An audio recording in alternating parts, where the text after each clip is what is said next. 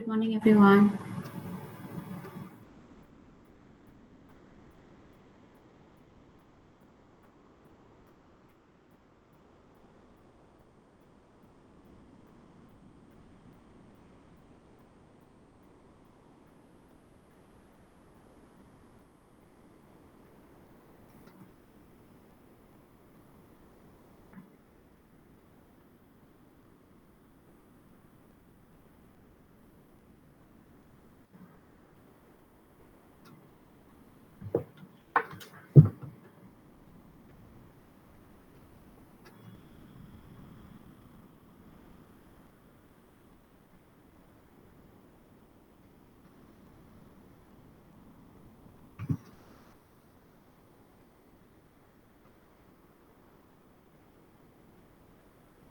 Okay, so for today, for our lecture session, we will be discussing on chapter 5. If according to your course plan, this chapter should be covered this week and next week. Okay, two parts, but because this course will be taken over by other lecturer, so I will finish up chapter 5 today.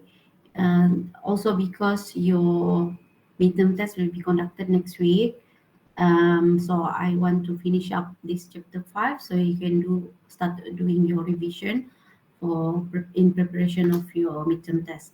So as of now, I still don't get any updates from the course coordinator who who is creating the midterm test questions. So I cannot give any information to you yet. Hopefully by this week, I will get some information so that you know when the midterm test will be conducted. Okay. So midterm test will cover from chapter 1 until chapter 5, and it's all theory questions. If you want to have a glimpse of how it will look like, you can refer to past year questions. But of course, the past year question is like more advanced, so you can like just get a glimpse of how the question will look like. Okay. When is the midterm? It should be in week 8. I was informed in week 8, but there's no confirmation yet on which day or which day next week. Okay, week 8 is next week. So the new lecturer will be handling it for you. I will also help. I will also help him now because he's new, right? So we'll see how it goes. Your new lecturer name is Mr. Daniel. Okay, Mr. Daniel. I will introduce him to you all within this week. I hope by Friday I can already add him to the WhatsApp group to introduce to you all. Yeah, yeah, Mr. Daniel.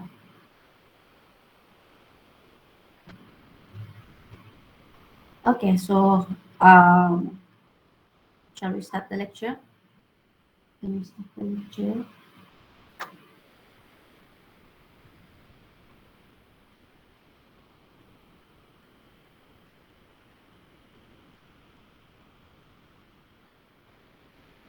Please start ya. Ada sudah kami. Solomon not here. Okay, so I will start on discussing with you for chapter 5 for BSS 3.1 and 3. Chapter 5, Relational Database Design. Okay, so let's look at the learning outcomes for this chapter. So at the end of this class, students, you should be able to explain normalization, okay, and its role in the database design process, to determine the functional dependency between two or more attributes that are subset of a relation, okay. So previously we already looked at relational model, right? So today we look at functional dependency between two or more attributes that are subset of a relation. We will also be discussing on the properties of this one NF, two NF, three NF, and some on BCNF. So we look at what are these and transforming lower normal forms to higher normal forms.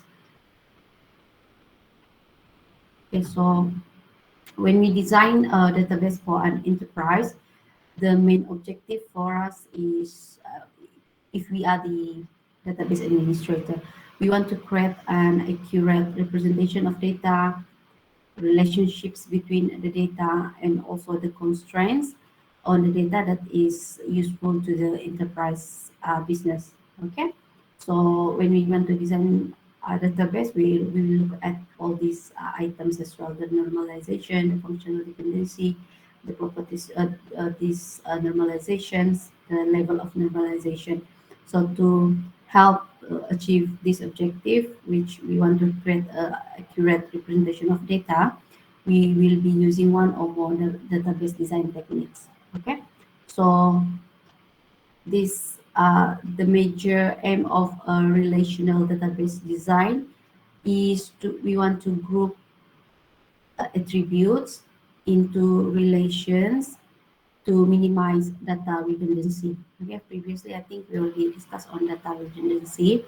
So if this aim is achieved, the potential benefits of the implemented database, okay, if we use relational database design and we want to minimize data redundancy, the potential benefits of the database that we implemented includes to avoid redundant data, okay, and then to ensure that relationships among attributes are represented, and also facilitate the checking of updates for violation of integrity constraint. So we want to update the data that's stored in the database achieved with minimal number of operations. Okay, also that one minimize the use of resources, and that also will help us to reduce the opportunities of data inconsistencies, right? And the reduction of file storage space, and further will minimize cost.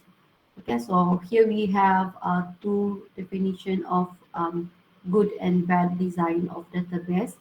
So uh, this relational database design, it requires that we find a good collection of relation schemas. Okay, so if our database has a bad design, it may lead to repetition of information, which is the data redundancy. It can lead to anomalies. So we'll discuss on the types of anomalies after this, and then we have loss of information. Okay, so this can happen if we have a bad database design. So loss of information, also known as lossy decomposition. The problems with data redundancy. So relations that have redundant data may have problems which is called the update anomalies, which we classified as insertion, deletion, and modification. So after this, we will look at how all these anomalies um, affect our database design. Yeah, so the first one we look at modification anomaly. So for modification anomaly, the same information can be expressed on multiple rows. Therefore, modification to table may result in logical inconsistency. Okay, so if this modification anomaly exists in your database, like here example, like you have the employee ID, you have 591, 519, and 519. So let's say you want to modify for employee ID, yeah, under this employee skills table. Okay, so if you change or if you modify anything for employee ID 519, okay, so you might have inconsistency because here you have employee address is different for the same employee ID. you notice here you have the same employee ID for a different employee address. Okay, so this is an example of modification anomaly. And then we have the second one is the insertion anomaly. So there are circumstances in which certain facts cannot be recorded at all. So let's take this an example.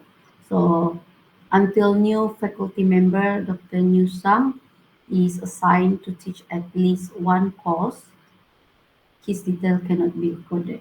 Okay, so here is the record of the faculty and their courses that's assigned to them. So we have difficulty ID, difficulty name, difficulty name, faculty member name, difficulty hire date, and also the course code. Because we have another one record here, but he has this faculty member has not been assigned in course code, so this one it cannot be inserted into this record. Okay, so this is what we call. This is an example of insertion anomaly. So we cannot insert this new data into the faculty and their courses because this data has not been assigned with any course code. Okay, so this is an example of anomaly. So this cannot be recorded at all. This data cannot be recorded into this database into this table. Okay, so another one, we have the deletion anomaly.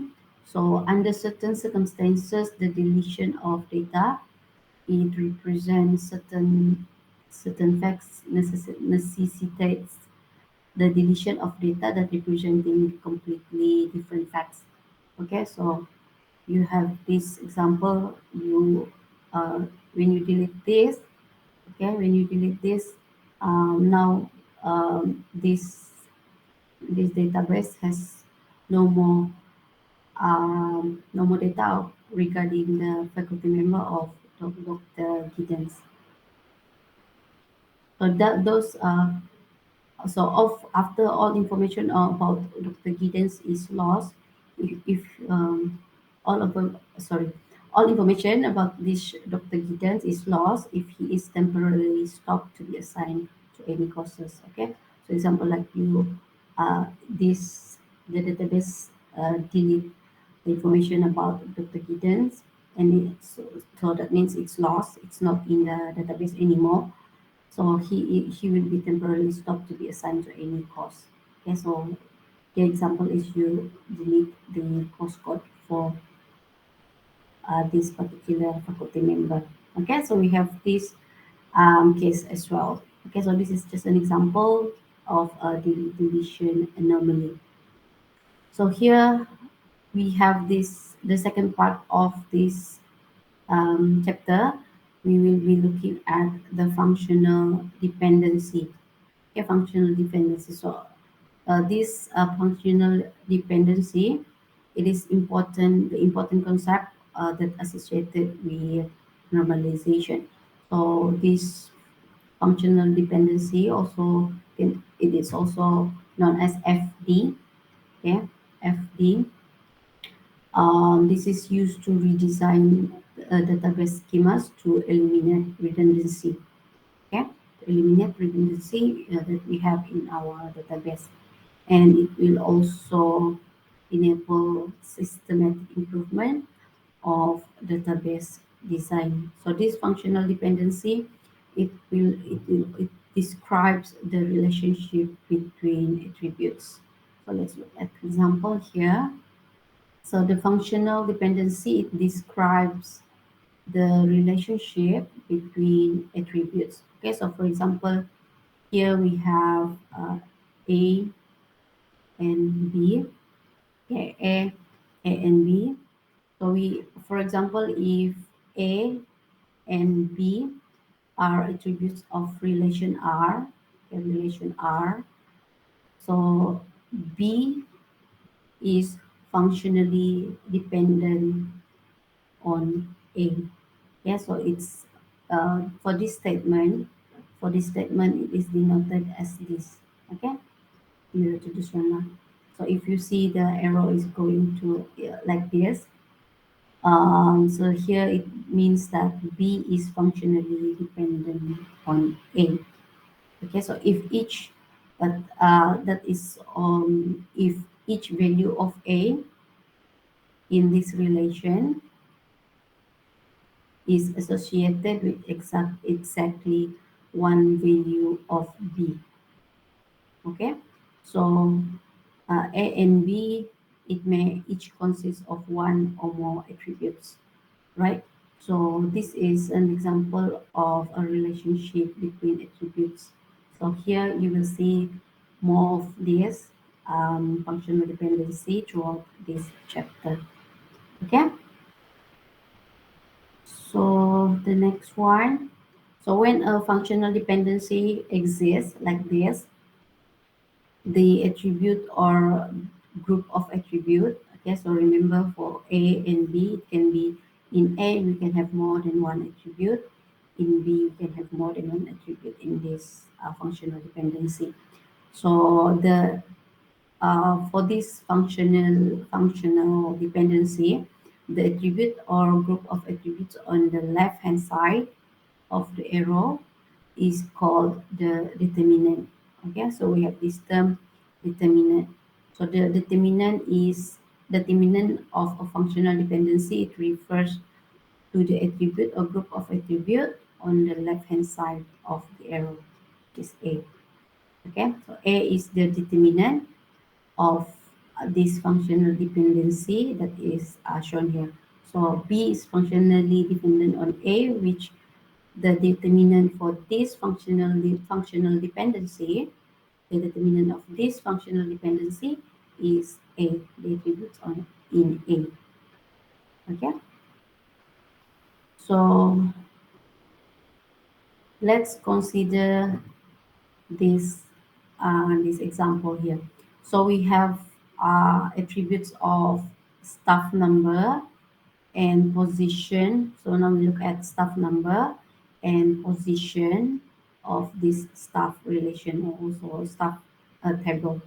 Okay, so in this staff table or staff relation, we look at the staff number and also the position. So according to this figure here, this figure up here, so for a specific staff number, for example, SL21. Okay, so let's look at SL21. We have the name for this staff number is John White and the position is manager, right? So, so for example, this staff number SL21, we can determine the position of the member of staff as manager. Okay, so here in other words we can say that staff number functionally determines position. Okay, according to this staff relation, we can say that staff number functionally determines the position. Staff number functionally determines position. Okay, however we have here in figure B. So here, this figure here illustrates that the opposite is not true. Okay, the opposite is not true. As position, it does not functionally determine staff number. Okay, so this the other way around. If this one is the other way around, it's not true. Okay, it's not true because a member of staff can hold one position, but there may be several members of staff with the same position like this. Okay, so manager can the manager, if we according to this staff relation or staff table here, you can see there's more than one manager. Yeah, we have SL21, also SG5. Okay, so that's why position does not functionality determine the staff number. Okay, so on the first only the first one is true. So that is what this statement mean here. If each value of A in the relation is associated with exactly one value of B in R. Okay, so exactly one value of B means each value of A, the value of staff number associated with exactly one value of B. So that's why here this functional dependency is true because staff number here determines position. Okay, so here actually you will see that the staff number, um, we can set it as primary key, right? So usually the determinant of a functional dependency will be the primary key, means it's the value of staff number associated with exactly one value of the other attributes in the relation.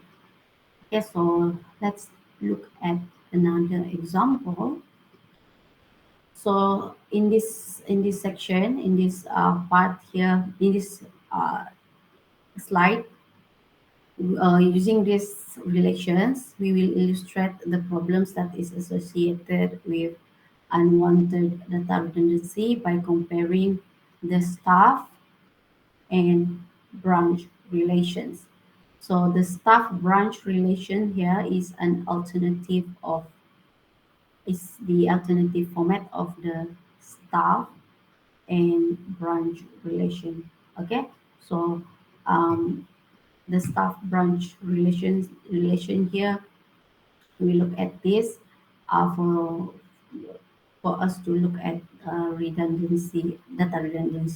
Okay, so if you look at this table, so you can see redundant data. Okay, redundant data. So the details of branch number, if you notice here, the details of this branch are repeated for every member that for every member of staff located at this branch. Okay, so every staff that located in this branch number, it's redundant here, the branch number. Okay, so in contrast, the branch detail appears only once for each branch in branch relation. So if you notice here, the branch table here, when you look at this, there's no redundant data. But when we create the staff branch relation, you will see some redundant data. Okay, so only the branch number is repeated in the staff relation. Okay, staff relation here, we also call a staff table as staff relation. Yeah. So this branch number is repeated in the staff relation in the staff table to represent where each member of staff is located. Okay. So the branch relation here does not give you any redundant data. Staff relation there is a redundant data for branch number, and also the relation of staff branch also have the redundant data. Okay, so consider the values shown in the staff number and staff name. Okay, so here we have the type of functional dependency. So the first type of functional dependency, we have the functional dependency that holds for all time. Okay, so we look at the example of functional dependency that holds for all time. So we look at the values shown in staff number, yeah, and staff the S name attributes to this staff relation. Okay, so we can say that the functional dependency of these two attributes is staff number is the functionally dependent to S name. So the determinant here is staff number. Yeah, so we can see that for a specific staff number, let's take an example of SL21. We can determine the name of the staff number as John White, right?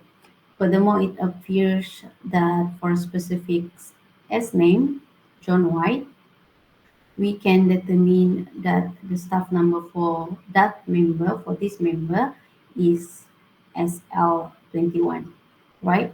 So we can therefore conclude that the staff number attribute functionally determines the staff name, the S name attribute um, of this staff relation.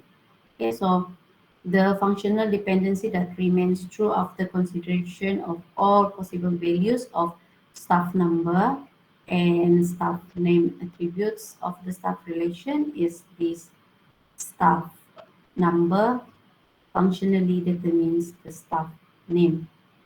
Okay, so how about this? Yes, so does the staff name determine the staff number? Does it? No. No. Yes, no. So the staff number in this case, okay, in this case, if we look at the values for staff number and staff name, the functional dependency that is true for these two attributes is staff number. It will be the determinant of the staff name. Okay, so you already do your ERD, right? So from here actually you can get the idea of why primary key is important. Okay. All right, so let's look at another one. So we have this functional dependency that holds for all time, and we have another one, full functional dependency. Okay, so this full functional dependency, it's an additional characteristic that is useful for normalization, where the determinants should have the minimal number of attributes necessary to maintain the functional dependency with the attributes at the right side here. Okay, so this is what we call full functional dependency. So full functional dependency indicates that if A and B are attributes of a relation, okay, A and B is A and B attribute of a relation, B is fully functionally dependent on A. If B is functionally dependent on A, but not on any proper subset of A. Okay, so consider this functional dependency that exists in this staff relation. It's a staff table. We have this. We consider this functional dependency. Yeah. So we have the staff number and staff number attribute and also staff name attribute have a functional dependency with branch number. Okay, so it is true to say that each value of staff number and the staff name is associated with a single value of branch number. Okay, so it is true that each value of staff number and staff name is associated with single value of branch number here from this relation. Yeah, so that meaning to say for each staff number and staff name there will be a branch number associated to these two attributes. Yeah. However, it is not a full functional dependency because the branch number is also functionally dependent on a subset of staff number and the staff name, which is the staff number here. Okay, so this example here is an example of a partial dependency. Okay, this is an example of a partial dependency. So the branch number, okay, the branch number is also functional dependent on a subset of these two attributes, which is the staff number. Okay, so branch number functionally dependent on the subset on this staff number in this relation. Okay, so that is what it means with um, this one. So not on any proper subset of A, but because it is functionally dependent to a subset of A. A subset means an attribute from A. Okay, so because we have two here, right? Two attributes here. So because branch number functionally dependent to staff number, so that's why it is called partial dependency. So if it's not dependent to any subset of A, it will be full functional dependency. Okay, so this example here is partial dependency. Okay, so we have looked at functional dependency that holds off for all time, the full functional dependency. Now we look at another one. We have transitive dependency. Okay, so far we have discussed the functional dependencies that we are interested in for the purpose of normalization. Okay, so here is the additional type of functional dependency, which we call transitive dependency, because this transitive dependency, we need to know what this also, because in if we have this transitive dependency in a relation, it can potentially cause update anomalies. Okay, so the existence of this transitive dependency in a relation, it can potentially cause the types of update anomaly. So this this dependency, it describes a condition where we have A, B, and C. So here we have three attributes of a relation, such that if A is functional dependent to B and B is functional dependent to C, then the attribute C is transitively dependent on A via B. Okay, so this is what we call transitive dependency. But for this dependency, we have another condition here that A is not functionally dependent on B or C. Okay, so A is the determinant of B, B is the determinant of C, and C, if we have this relation, C will then will be assumed that it is transitively dependent on A via B. Okay, so here in this transitive dependency, A is not functionally dependent on B or C. Okay, so this is transitive dependency. So let's look at an example here. So let's consider these functional dependencies within this staff branch relation. So we have the staff number, and we have the this is the A attribute, and we have the B attribute. We have the staff name, the position, the salary, the branch number, and the branch address. Okay, so here this is A, and this is all these are B, and then from B, one of attribute of B. Okay, so we have branch number and also the C.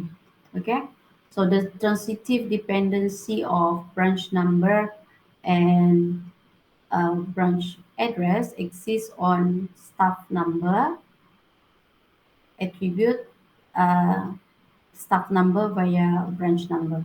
Okay, Luna, let me repeat.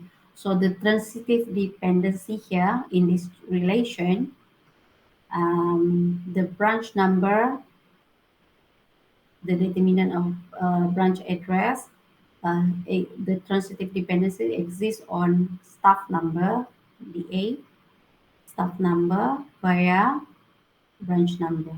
Okay, so branch number here is our attribute B. Okay, from this one, from this relation here. Okay, so in other words, the staff number attribute, it functionally determines the branch address via branch number. Okay, so staff number attribute, the staff number attribute, it functionally determines the branch address via through the branch number attribute here. Okay, and, and neither the branch number nor the branch address functionally determines the staff number. Okay, so in this case, we can say that the branch address is transitively dependent on staff number via the branch number. Okay, so far okay. Okay.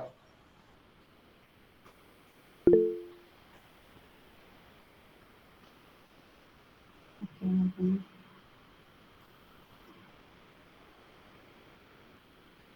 Okay. So we continue on. So this is the transitive dependency. So next, the third part of this chapter is normalization. Okay, normalization. So FD here, what FD here? FD is referring to the functional dependencies, which I mentioned earlier on. Okay, so if you will see FD, if you see this FD, it is referring to functional dependency. Okay, so we have the third part here, normalization. So we'll go into normalization. So what is this normalization? It is a formal technique for analyzing relations on based on their primary key. Okay, now we will be going into primary key analyzation. Okay, so we have a primary key. Also, we have a candidate key. Okay, primary key or candidate key. And then we'll also, for this normalization, it will look at the primary key or known as, or maybe a candidate key together with the functional dependencies. Okay, so the functional dependencies that we discussed earlier on are, it's the basis of normalization. So this normalization, it's a formal methodology or formal technique for us to refine and create good relational designs. So one common schema refinement techniques for this normalization is called decomposition. Okay, so it starts with a relational schema and uses the functional dependencies to guide the schema decomposition. So we have an example here. We have the relation ABCD, and then when you do the normalization, it can result with we have R1 relation one with AB, and then we have relation two with BCD. Okay, so this is an example of a schema decomposition. Yeah, this is just like the idea of how what is this schema decomposition or normalization. So there are properties of decomposition in normalization. So we have two important properties that's associated with this decomposition. So we have a lossless property and dependency preservation property. So the lossless join property of decomposition, this is where the final relation, it must contain exactly the information that contained in the original relation without losing or adding any other ones. Okay, so for this lossless join property, the final relation must have the exact information from the original relation. There should be no losing of data and no adding of data. And then we have another one, dependency preservation. So here, for these properties, the final relation must be characterized by the same functional dependency. Okay, so it must be the same as the original relation. So here, for the first property here, it's talking about the information, the retainment of information from the original relation. And for the second one, dependency is when we the final relation must retain the same functional dependency as the original relation. Okay, so these are properties of decomposition when we do the normalization. Okay, so before we proceed to this one, we take five, yeah, before we proceed to Okay. thank Okay. you.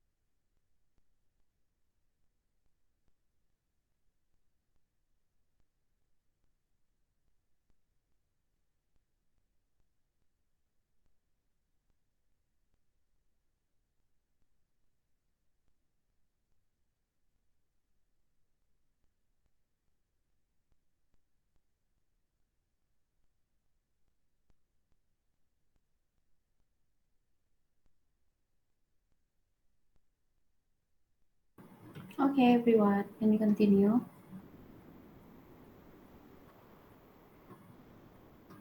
Okay. Okay, so we continue to the next part. So this is the final part of this lecture. So we will be looking at the process of normalization. Okay, so this normalization, it's a formal methodology or a formal techniques for analyzing relations or for refining and creating a good relational designs. In other words, we use this normalization to analyze relations based on the primary key or candidate keys and functional dependencies. So the three normal forms were initially proposed, which is called the 1NF, 1NF first normal form, and then we have 2NF second normal form.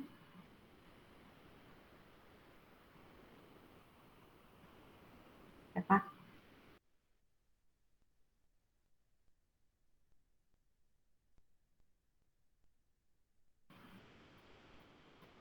So we have the first normal form, 1NF, and then second normal form, 2NF, and then third normal form,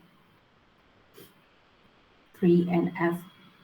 So these are the three normal forms that were initially proposed, and we have subsequently a stronger definition of the third normal form is introduced, which is called the Boyce code normal form.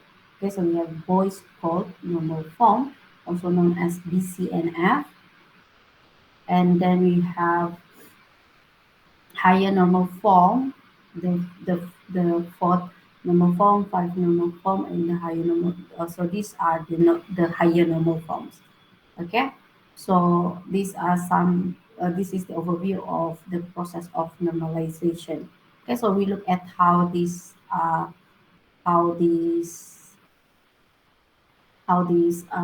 normalization is used in this data source example. Okay,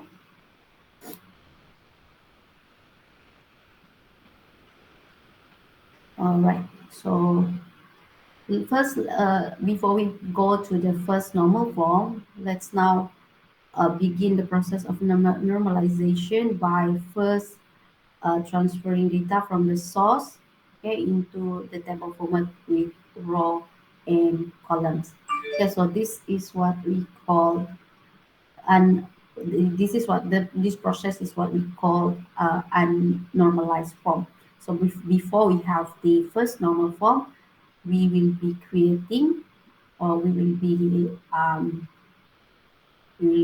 having a we will be creating a table that contains one or more repeating groups. Okay, for example, like a state, this is where the standard data entry is done. Okay, so for example, like a data entry form to insert our data into the table format with rows and column like this. So we have row and we have columns. Okay, and to create this unnormalized table, we transform the data from the information source, which we get from inserting data into a form. So we will be using the data to create a table format with columns and row. Okay, so this is the first step of normalization from scratch. We will be creating a table format with columns and row for the data that we collected from a form. Okay, so this is how it look like for this. This is what we call the UNF. Okay, so we have from these data records, we create a table which we have many many columns here and many rows according to the data that we have. Okay, so next we will be going to the first normal form. Okay, so first normal form is where uh, there is an intersection of each row and column that contains one and only one value. Okay, one and only one value. So first normal form, you you will have data that have one row with sorry, each row and columns contain one and only one value. Okay, so if you see here, this is not in first normal form, because if you notice here, here the columns are the row are empty. So this one we don't consider this as one and f. Okay, so this one is actually uh, the one and f view. Okay, all row must have values, and all columns also must have values. So we want to nominate an attribute or group attributes to act as the key for the unnormalized table. Okay, so for this unnormalized table just now, so this one is not in 1F, but it's UNF. Okay, so we want to convert, or we want to normalize from UNF to first normalization form. So here, the first thing we need to do is to nominate an attribute or group of attributes to act as the key for the unnormalized table. So if you see here, you will identify the repeating groups in the UNF which repeats for the key attributes. Okay, so usually we will look at the repeating groups in this UNF which repeats for the key attributes. In this case is the order ID. Okay, order ID. So we want to remove in this process of UNF to 1NF. So we want to remove the repeating group by entering on the appropriate data into the empty column. Okay, and into the empty columns of rows which contain the repeating data. So this is what we call flattening the table. Okay, flattening the table. So or also you can do this activity here, the remove the repeating group, by placing the repeating data along with a copy of the original key attributes into a separate relation. So this is an example of a process of flattening the table, which we enter we enter the we enter the appropriate data here for the order ID 1006. We enter the appropriate data in the empty columns from these empty columns here, and that contain the repeating data. Okay, so this one is the repeating data. We insert the repeating data into this one and f view of the data records. Okay, so in other words, for flattening the table, what we do is that we fill in the blanks. Okay, we fill in the blanks, the process from UNF to 1NF. We normalize from UNF to 1NF. What we use the flattening the table technique. We fill in the blanks by duplicating the data where required, the non-repeating data where required.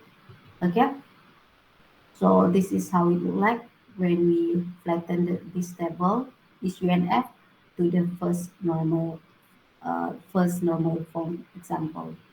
Okay, so here we have the normalized set of 1 and f, and this is another example.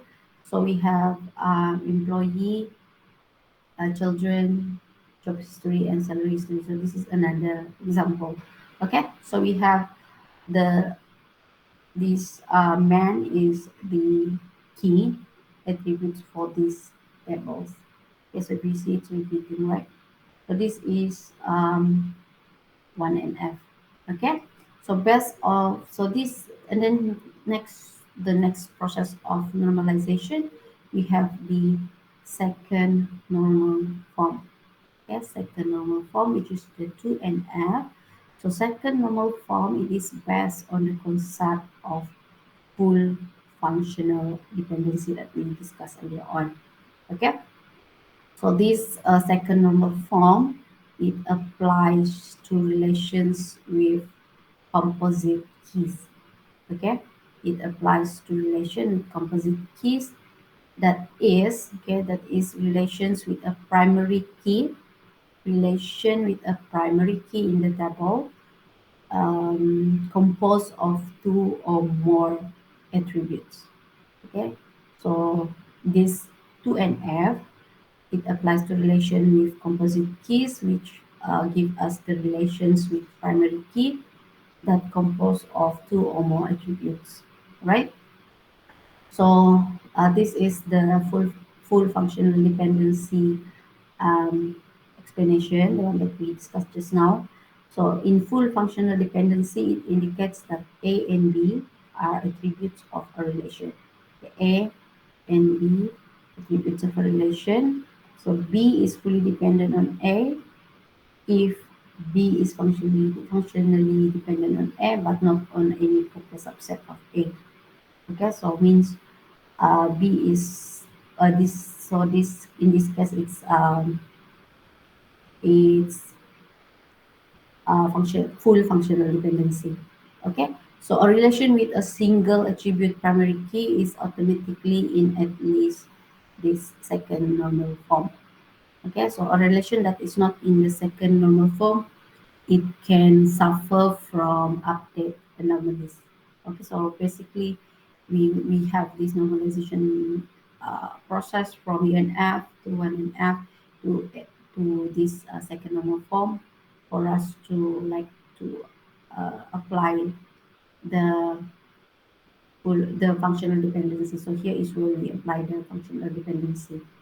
Okay, so in this second normal form, it is a relation that is in 1NF. Okay, obviously it will be in 1NF, the first normal form, and every non-primary key attribute is fully functionally dependent on the primary key. Okay, for this one, for the example that we have discussed just now in the previous slides, this is a partial dependency.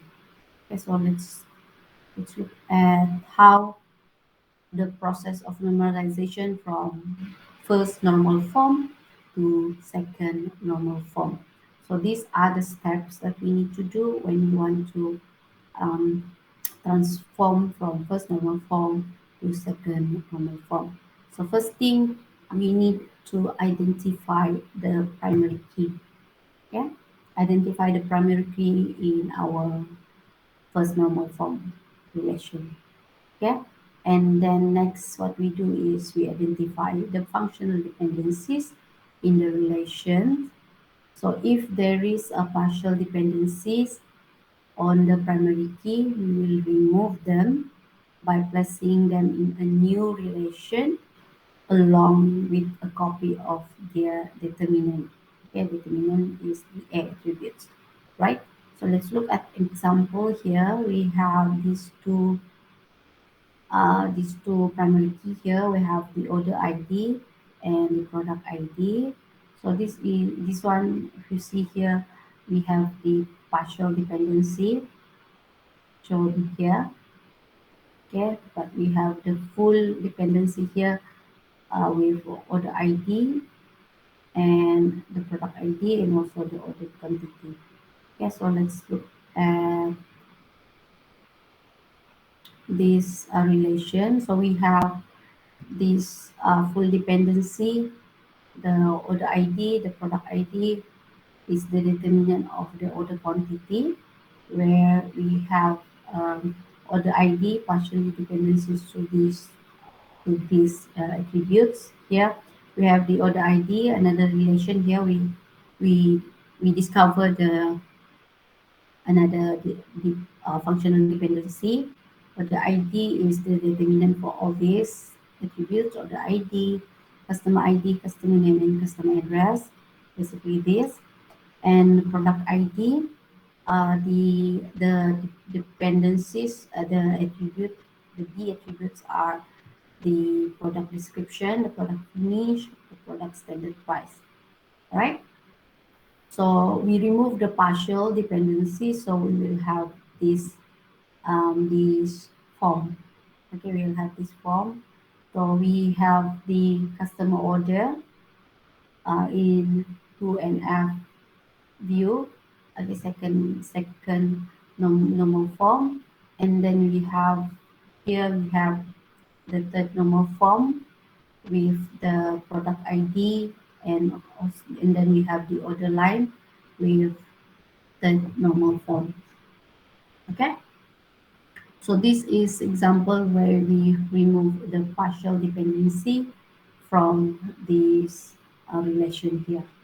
Okay, so now we look at the third normal form. Okay, third normal form. So although in second normal form relation have less redundancy than those in first normal form, it can still have update anomalies. So if we update only one row and not the other in 2NF, the database will be in inconsistent state. The the database will not be inconsistent. Okay, this is due to update anomaly. So we need to remove such dependencies by progressing to the third normal form. So here, the third normal form will be based on the concept of transitive dependency. Okay, so we discussed earlier on, the transitive dependency is a condition where we have three attributes. Okay, we have the A attributes, B attributes, C attributes of a relation such that A is the determinant of B, B is functionally dependent on A, and C is functionally dependent on B. And then in this case, C is transitively dependent on A through B. Okay, so this is what we discussed just now under transitive dependency. But there's a condition whereby A is not functionally dependent on B or C. Okay, so in this case, B is functionally dependent to A, C functionally dependent to B, and C in this relation, we can say that C is transitively dependent on A through B, right? So what is this? What happened in the normal form?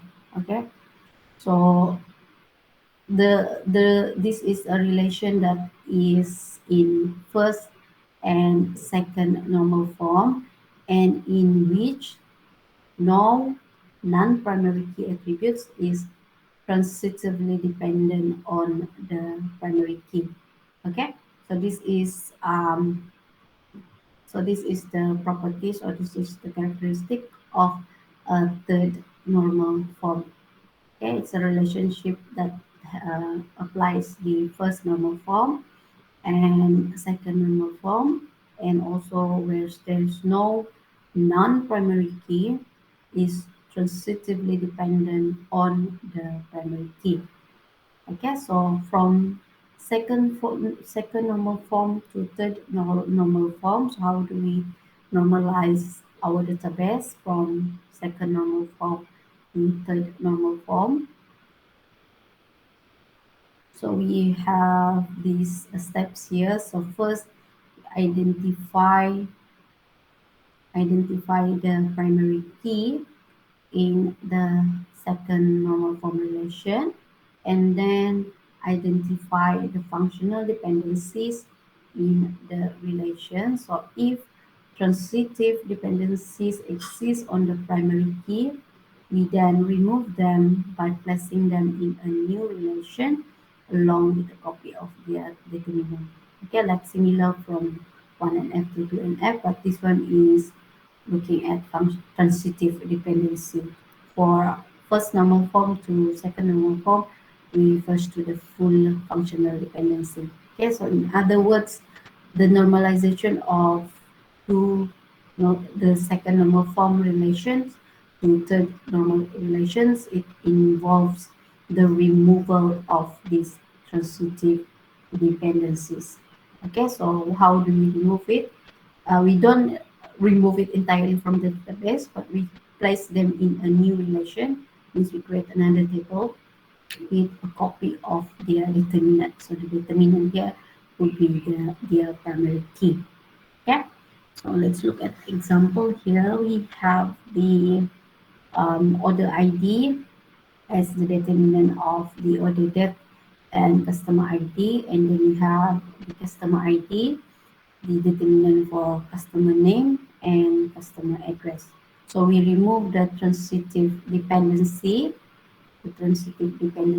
from this second normal form. We will get this third normal form for customer and order. Okay. So here you see there are key, right? Two key. We have the order ID and also customer ID. Customer ID is the determinant for the other relation. So we have two relation here where after we remove the transitive dependency. Okay. So you have done this for your ERD actually. So these are the concept of how you create your database. So I will, if you have the, if you already do your ERD and you understand about what you're doing, right? So this one you should understand why why we have this kind of table, which we have two primary key in one table. Okay. So for your ERD, for your ERD, your tables or your relation should be in the normal form. Okay, but from what I see, I glance through your ERD, all should be okay, right? And then here is the general definitions of second normal form and third normal form. For second normal form, so this is the relations that is in first normal form, and every non-primary key attributes is fully functional dependent. Okay, fully functional dependent. So the difference between these 2NF and 3NF is that the third normal form will include the relation of the first normal form and second normal form, and it's we have the transitive. We will look at the transitive dependencies whereby there should be no non-primary key attribute that is transitively dependent on any candidate key. So we have super key and candidate key here. This is the words for um, primary key and foreign key. So primary key the super key is an attribute of a set of attributes that uniquely identify a tuple or a row within a relation, and then we have the candidate key, a minimal super key. Okay, so now we look at after we like recap on the process of normalization from UNF, from the unnormalized form to 1NF to 2NF and to the normal form. Okay, so we recap. So from this unnormalized form to the first normal form, which we fill up the empty spaces with values, with data, and then from first normal form to second normal form, we remove the partial dependencies. So we only show the full dependency in second normal form. So from second normal form to third normal form, what we do is that we remove the transitive dependency to get this third normal form. Okay, so that is the process of normalization in database design. Okay, so the last part of the lecture, we will be just looking at some initial idea on voice code normal form, the BCNF. So this is this BCNF. It's based on functional dependency that take into account of all candidate keys in a relation. Okay, so a relation is in this form, in this BCNF, if and only if every determinant is a candidate key. Okay, so we have here an example of relation. So in the for this case, a student can take more than one major. So a student can take more than one major. So if you see here, we have the student ID repetitive. Okay, and a major can have several faculty members as advisor, and a faculty member advises in only one major area. Okay, so these are the um, relationship, yeah, the relationship of the attributes that we have in this student advisor relation. So we have the student ID and the subject, determinant of the advisor name, and we have the advisor name, determinant of subject. Okay, so whereby the advisor name attribute here is not a candidate key. Okay, so here this is an example of BCNF.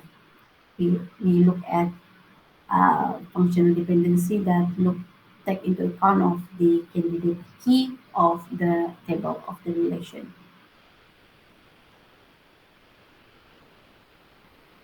Okay, so we have these. These are the representation of when we put the this to an F to the BCNF. So we have two new relation. We have the student advisor. The student advisor, we have the student ID and the advisor name. And advisor name is the determinant of subject. Okay. So here we have the student ID and the subject as the advisor for is the determinant of the advisor name, and advisor name is the determinant of subject. So we have two new relations here. Okay, so you can read more on BCNF in your ebook. So these are the references, but basically for this one, we refer to the second this one, the question one. Yeah, this one. This one is the ebook, so you can find more information about the content of the lecture today from this book. Okay. So that's all for today's lecture. So I have finished all the chapter 1 until chapter 5. So you can now, you should be able to do your revision for interpretation for your midterm test next week. So do you have any question for now? Uh, The no po, miss. midterm test from Hmm? chapter No. 1. Chapter 1 until chapter 5. Oh, okay. Hmm. I will inform again in the group. Yeah. Okay. So, for practical, your last practical with me on Friday. I have received all your letters.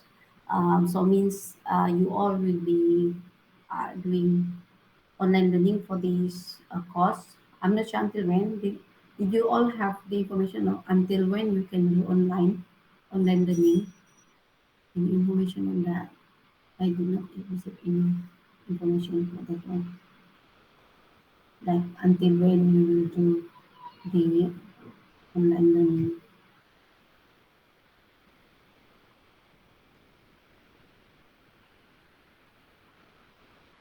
You all have the timeline, like did the maybe program leader or no specific information, yeah. Okay, so remember that you need to submit the task 2 and task 3 for your assignment. So after the new lecturer take over, I inform him about your submission, and he will be the one who will guide you through starting next week. Okay, one group already, two group already submit. Okay, so the rest, the other group, you can still ask me for this week. So starting next week, you can ask Mr. Daniel. So I will add in Mr. Daniel in our WhatsApp group soon. Okay, and introduce him to all of you. Okay?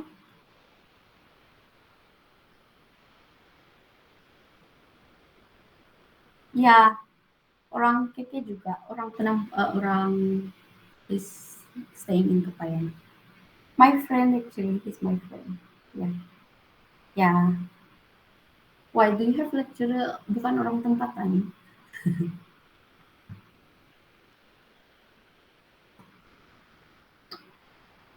He's Kadazan, Mr. Daniel Roy.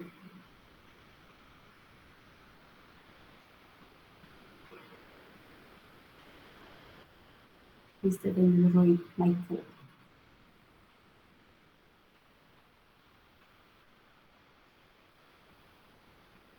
Oh, I see. No wonder lah. Like, Noel lang ito tanya if I'm from KL kan? I see, I see, I see. Okay. So, your new lecturer will be from KK juga. So no worries. Should be, he's okay. He's good. Okay, so you still have like maybe 25 minutes, 35 minutes. So I let you go and do your practical. Okay, most of you ada yang like got progress already lah. Some of you already submitted. Some of you still like no progress at all. So please do progress so that the new lecturer can can help you. Okay. So I want you to to to do your responsibility as student and do your submission for the practical. If you have problem, please let me know for this week only. So then, let me see. See, practical one, 7 belum hantar. Okay, so please do something. Noel, okay, ready kan you? Daniel, see Oh, I attachment only. adding. You check again, yeah?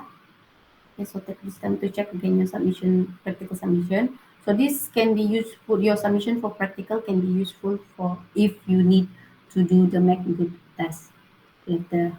Hopefully no, like hopefully we don't want you to do the make good test actually, but if you will have to do it, these are your marks from your practical submission will help you. Okay. Practical two. Okay, practical two also the same. This one I put you that's why you see. Okay. And then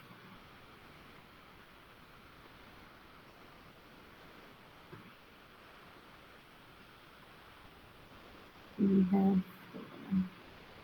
practical three. What's practical three? The SQL. The first one. This one will be sila. Okay, so please do your submission. Try to do the practical. You really need to like work on it so that you don't have issue on answering the exam question later on. Okay, so you need to do the practical so that because in your exam, right, looking at the pattern of the questions, some will ask you about uh, the practical part, not only the theory part. So you need to like give the script, some of it lah. The pattern is like that, like you are given a table and then you are asked to like give statement on how to modify your database and so on. Okay. Also you need that's why I really need you to do this hands-on activity for your practical. Which one is part one? Practical for part one. Okay.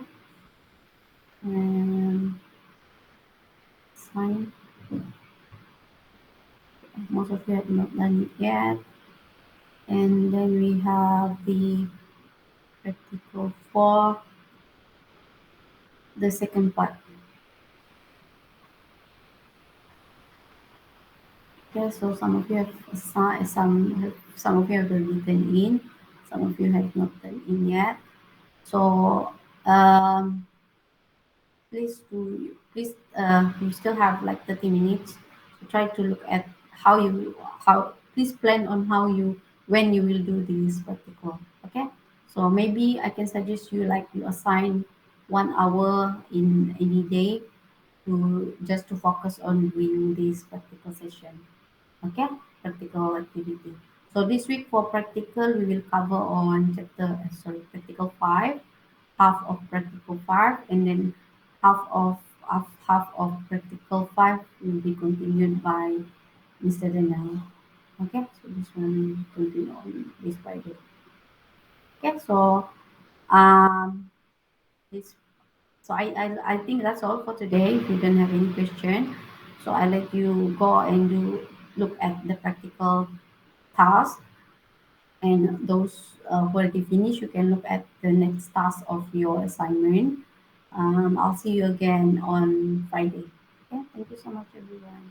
So leave the session as usual at um, 10:50. Okay, thank you.